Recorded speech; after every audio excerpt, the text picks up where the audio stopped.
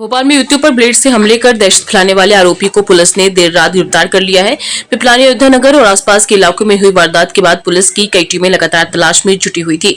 शुरुआती जांच में सामने आया कि आरोपी पत्नी से हुए विवाद के बाद महिलाओं के प्रति नाराजगी रखते हुए सुनसान जगहों पर युवतियों को निशाना बना रहा था। पुलिस अब उसे रिमांड पर लेकर पूछताछ करेगी, जिससे और खुलासे होने की उम्मीद है।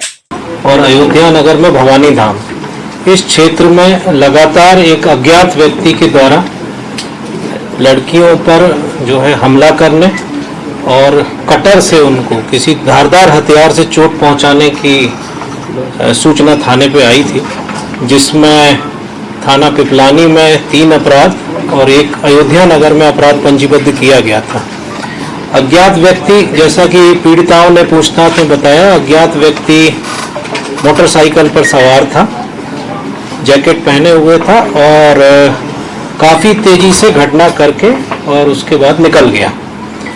लड़कियों को तत्काल जो भी मेडिकल मदद पहुंचाई गई। इसके बाद चूँकि घटना बहुत सनसनीखेज थी, इसलिए तत्काल इसमें एडिशनल डीसीपी गौतम सोलंकी, जो कि जोन 2 के एडिशनल डीसीपी हैं, और एडिशनल डीसीपी क्राइम ब्रांच के शैलन चौहान, इन दोनों के नेतृत्व में लगभग 40 टीम इसमें काम कर रही थी।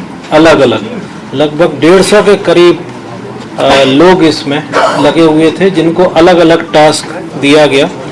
और न केवल आसपास के क्षेत्र बल्कि आसपास के जिलों में भी जो है इस तरीके के अपराध करने वाले, नशा करने वाले लगभग 100 संदिग्धों को पकड़ा गया और उनको पूछताछ की गई और उनको उनके बारे में फरियादियों जो थी उनसे पहचान कराने का प्रयास किया गया। फिर भी उसमें पुलिस को सफलता के नज़दीक पुलिस नहीं पहुंच पा रही थी। लगभग 900 सीसीटीवी देखे गए, जिससे कि बदमाश का ट्रैक जो है वो लगभग क्लियर हुआ, लेकिन सीसीटीवी में फुटेज स्पष्ट नहीं होने के कारण चेहरा जो है वो स्पष्ट नहीं हो पा रहा था, केवल उसकी कुछ आउटलाइंस मिल रही थी। उसके बाद में फिर स्केच बदमाश का बनवाया गया और वो स्केच से फिर और तलाश उसकी सघन की गई। इसमें फिर जो पुराने रिकॉर्डेड बदमाश थे उनको भी टच किया गया, उनके बारे में भी मुखबिर मामूर किए गए। हम लोगों का बहुत ज़्यादा शंका इस बात पे थी कि ये कोई नशा करने वाला व्यक्ति भी हो सकता है और कुछ महिलाओं को लेके भी कोई इशू हो सकता है इसके अंदर। ये जो जितनी भी फरियादी थी इनमें आपस में कोई संबंध नहीं था, इसलिए और सारे एंगल जो है वो इन्वेस्टिगेशन के लगभग ख़त्म हो गए थे। इन्हीं जो मैंने जो लाइन बताई उसी पे हम लोग जो है वो काम कर रहे थे।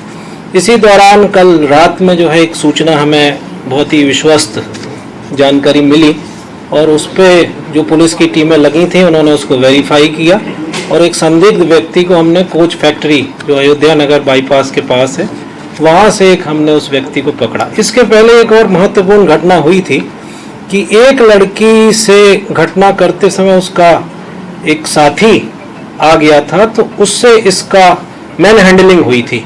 तो उसने हमें इस जो है वो उसका हुलिया और उसमें काफ़ी मदद मिली थी। और जब वो उससे झगड़ा हुआ तो मोटरसाइकिल जो इसकी थी वो उसमें सामने वाला जो वो रहता है उसका क्या कहलाता है, मास्क, वो टूट गया था। तो एक हम लोग ऐसी मोटरसाइकिल की भी तलाश कर रहे थे कि जिसका मास्क टूटा हो। तो वो मोटरसाइकिल उस व्यक्ति के पास, जिस संदिग्ध को पकड़ा गया सूचना पे, वो उसके पास से जब मिली तो हमारा शक जो है वो और पक्का हुआ। फिर जब उस गाड़ी की तलाशी ली तो उसमें एक कटर भी मिला। फिर उसको जब पूछताछ के लिए पुलिस लाई और जब पुलिस ने पूछताछ की तो उसने ना केवल 4 वारदातें यहाँ की कबूल की, वो एक बदमाश देवेंद्र अहिरवार जो कि करौन क्षेत्र में वर्तमान में रह रहा था और पूर्व में वो सागर राहतगढ़ का रहने वाला है।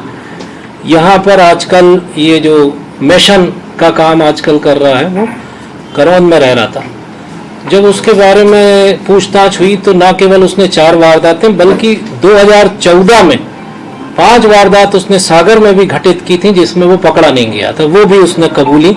उसका भी हमने सागर एसपी से फिर कंफर्म किया। उसका जो आपको प्रेस नोट अभी जारी होगा 10-15 मिनट लगेंगे, उसमें वो सारी जानकारी है। इसके अलावा उसके पुराने अपराध भी थाना पिपलानी में पुराने अपराध भी पाए गए। चोरी और क्या कहना चाहिए, लूट का भी अपराध है उस पे, और उसके अलावा उस पे मारपीट के भी अपराध हैं। और 5 अपराध वो हैं जो कि उसने पहले किए थे, जो कि अनडिटेक्टेड थे, जो उसने कबूले। फिर हमने जब सागर से कंफर्म किया तो वो फिर हमें उन्होंने जानकारी दी कि ये इन अपराधों में वो चूँकि वो केस बंद हो गए थे इसके पकड़े नहीं जाने की वजह से, तो उनको भी हम अब खबर करेंगे तो वो इसको प्रोडक्शन वारंट पे ले जाके और वहाँ के केस खोल के और फिर इसके खिलाफ कार्रवाई की जाएगी। बहुत जो क्राइम ब्रांच ने और जो हमारे वहाँ के डीसीपी हैं विवेक सिंह, अखिल पटेल जो डीसीपी क्राइम है, और डीसीपी जोन 2 हैं विवेक सिंह, उन्होंने दिनों रात इसकी मॉनिटरिंग की और इस तरीके से इसको, जो कि एक बहुत ही चैलेंजिंग अपराध था जिसकी वजह से बहुत सोशल मीडिया पे भी काफ़ी भ्रामक खबरें चलाई जा रही थी, तो उन सब का उनको रोकने के लिए इसको पकड़ा जाना अत्यंत आवश्यक था।